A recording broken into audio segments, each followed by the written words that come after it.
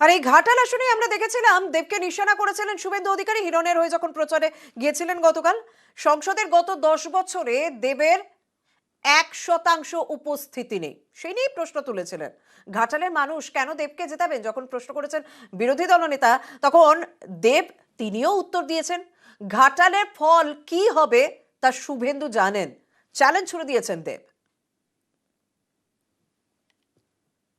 দীপক অধিকারী কি কাজ করেছে 10 বছরে? ঘাটালের লোক এই লোককে ভোট দেবে? অ্যাটেন্ডেন্স কত পার্লামেন্টে?